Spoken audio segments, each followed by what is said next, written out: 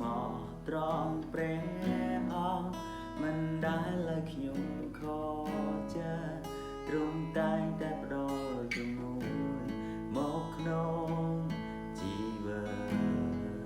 ទុំពេលខ្លះត្រូវរងចាំវាសានលំបាកពេលបើកាប់កូតក្នុងរងបត្រង់មិនได้ពេលភិមស្មោះត្រង់ព្រះអង្គមិនដែលលើខ្ញុំខកចិត្តទ្រង់តែងតែផ្ដល់ជំនួយមកក្នុងជីវិតទុំពេលខ្លះត្រូវរងចាំវាសានលំបាកពេលបើកាប់កូតក្នុងរងបត្រង់មិនได้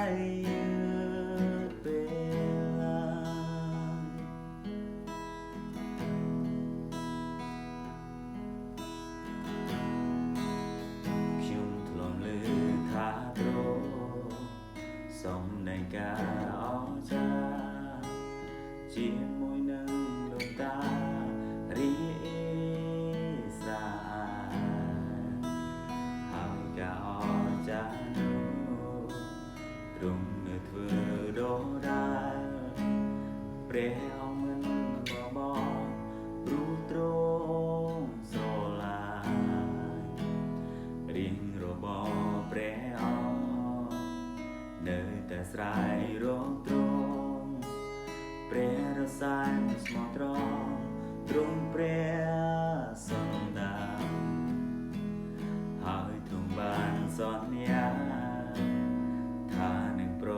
ទានពរនឹងក្រីសុំបវរដល់យើងគ្រប់គ្នាដល់យើងគ្រប់គ្នារៀងរបស់ទ្រង់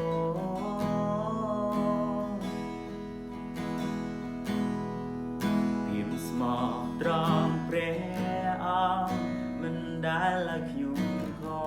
កចិត្តទ្រង់តែងតែផ្ដល់ជំនួយមកក្នុង